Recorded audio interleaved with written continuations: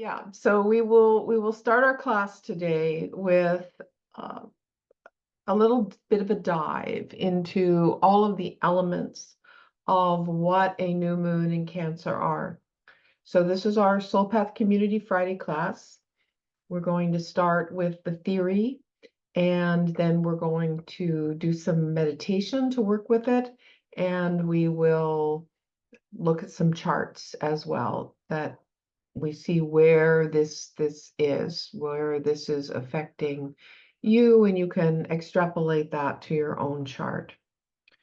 So to begin, new moon in Cancer, this is July 5th, 2024. Here's the chart. And as you can see, the new moon is at 14 degrees and 23 minutes, and it is widely conjunct Venus. But since there's three planets together forming a stellium, we give that Venus a little bit more power than we might sometimes.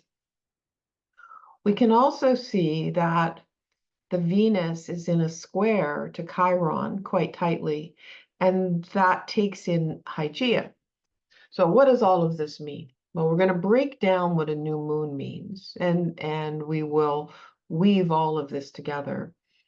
But the bottom line is this particular new moon is drawing us into the nodal structure because it is happening at the bendings of the nodes, or what we call the skip step in evolutionary astrology, the place where we focus to be able to allow ourselves to move from maybe the more negative habit patterns of the south node to the expression of a higher quality of the north node.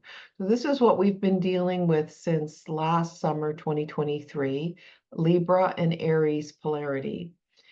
And this goes all the way to the end of 2024. We're right a little past midway.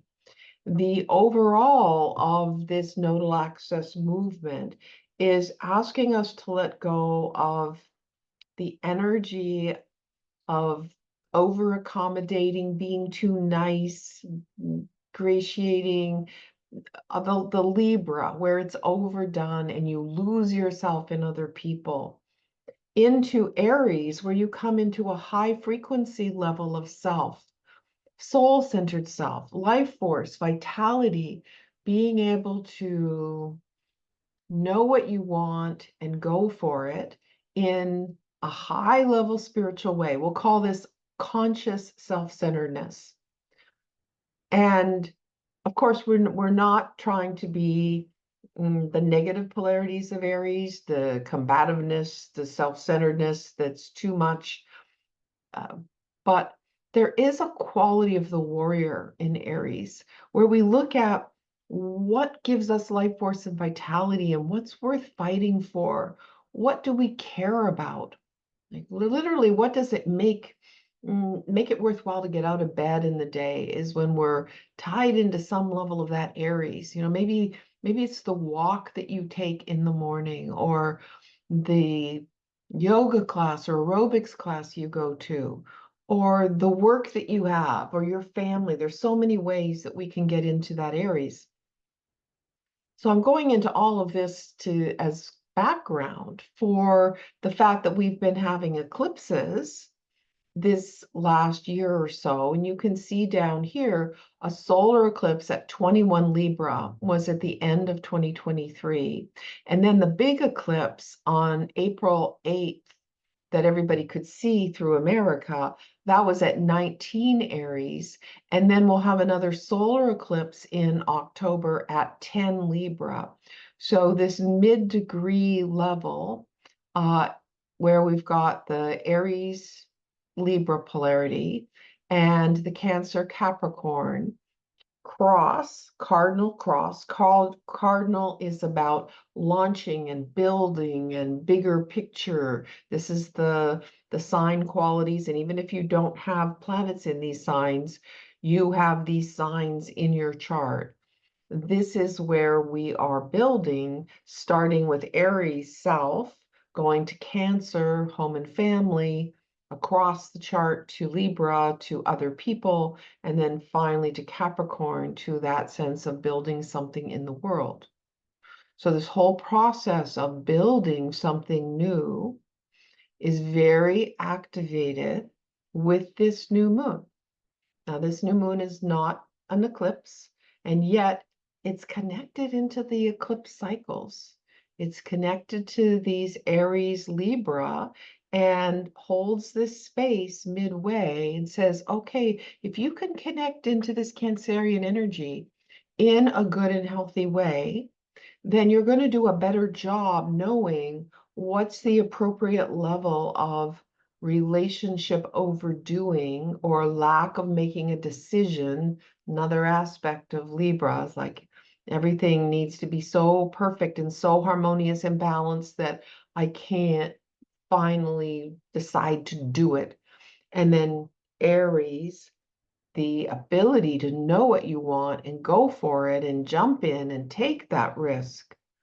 So here we get this very fine dive with this new moon into the heart's desire. And you can see that it's opposite Ceres and Capricorn. So Ceres and Capricorn is also going to help in this choice making that we're doing at this point in time. And Ceres is the asteroid of nurturing, of mothering, of going into the intensity to be able to come up, the other side as transformed, as empowered. Let's go into this moon. So to start with a new moon, we're going to start with the sun, because a new moon is the sun and the moon joining together. It's a small synodic cycle. We think about the big ones like Saturn and Jupiter coming together, but the sun and moon come together every month, and they begin this journey in relationship to each other. Now, the sun relates to our personal power. Through the sun, we have our vitality, we have a certain sense of our self-image. We build our self-esteem through the choices that we make.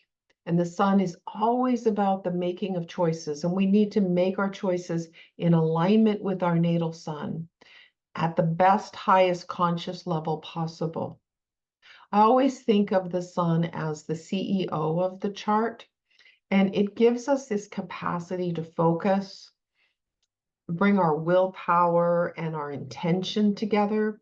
So that's one of the things about a new moon is this is, in terms of rituals, this is our time to get connected to what we want in a deep, powerful way that we're willing to make a choice about, that we're willing to put our energy behind.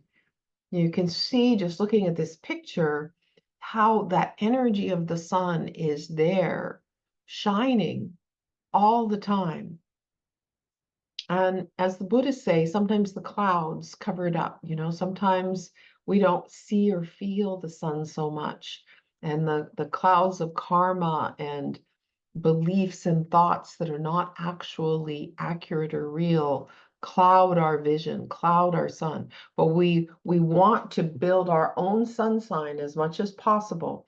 And as the sun goes through the chart, spending 30 days in each sign, we are able to connect to the energy of that sun sign and have it help us so that we become more and more integrated and more able to access all of the best qualities of all of the signs. Now, when it comes to the moon, the energy that governs our night, this is the primary indication of the way we nurture and the way we wish to be nurtured, which may or may not be what our family was about. The mother, especially if she has a very different moon than us, even if she loves us, we may not feel it. We may not understand that we are loved and nurtured.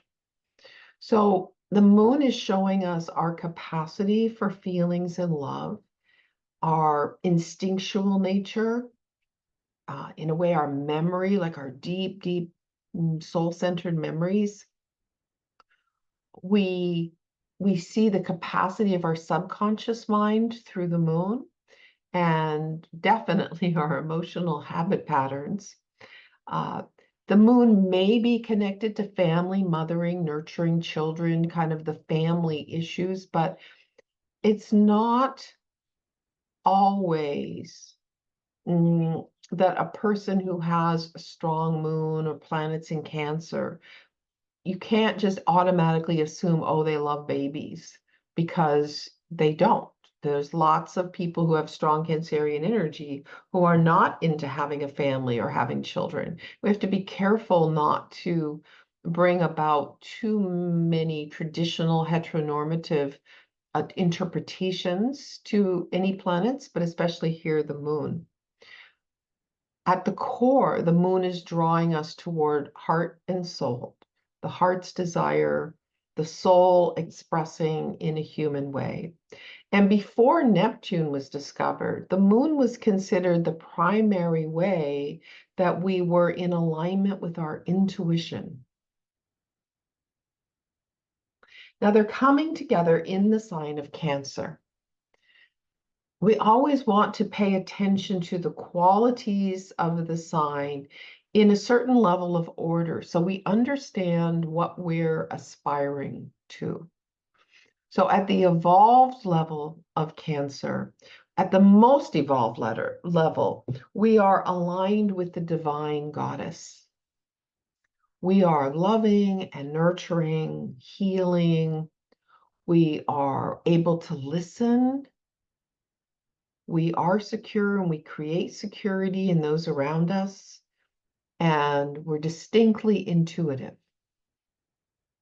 And then on the average level, we're maybe a little controlling because we say, well, it's for your own good and because I love you.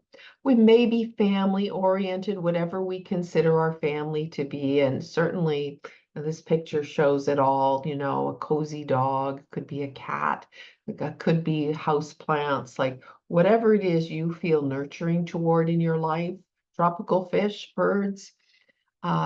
This is where we send our Cancerian energy, and we feel that give and take of nurturing and connection. And the shadow side, though, Cancerian energy can be very smothering, very over controlling, insecure and needy, judgmental, rejecting, feeling rejected, really overly moody. So when we see ourselves falling into those negative polarities of Cancer, we know we need to pull ourselves out and come to the higher frequencies. We need to focus on them, and then we can find a little bit more harmony and balance in the energy. So this is the place where the new moon is brewing. Already the moon is in Cancer, and it will join and be exact later today. It's around 4 o'clock Pacific, a little before 7 Eastern. And this is where you can bring your focus to look at what is nurturing for you. Where does your heart and soul want to express? How can you be at that step, that balance point between healthy self and healthy relationship?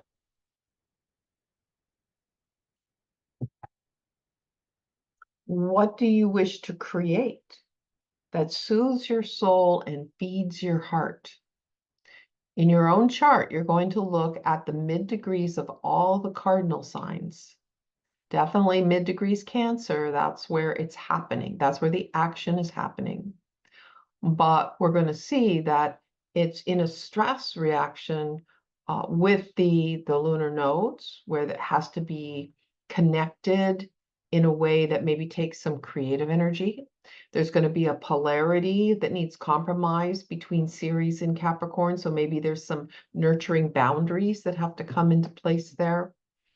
There is the actual energy of the new moon, a new launch that has to do with nurturing, healing, love, connectivity, maybe family. And Venus is connected to. And remember that the moon represents your capacity for unconditional love, family love. It can be softer, connected to the inner child. Venus is more, big person love. It's the attraction of relationship, the stabilization of good quality relationships. Well, at least hopefully good quality. Maybe they're not always, but ideally we bring to us relationships that feed us and meet the needs of wherever the Venus is. And that's an important thing to think about with the new moon. Again, with every planet, as it's moving around the wheel, it's reflecting back to where it is in your natal chart. So this new moon in Cancer, there's something about it that is connecting to where your moon is, so that your moon, in whatever sign it's in, whatever house it's in, has a greater capacity to be alive with love and nurturing. And the sun, the sun in Cancer, it reflects back in some way to your natal sun and what that sun is building and what is authentic power for you. What is it that feeds your choices?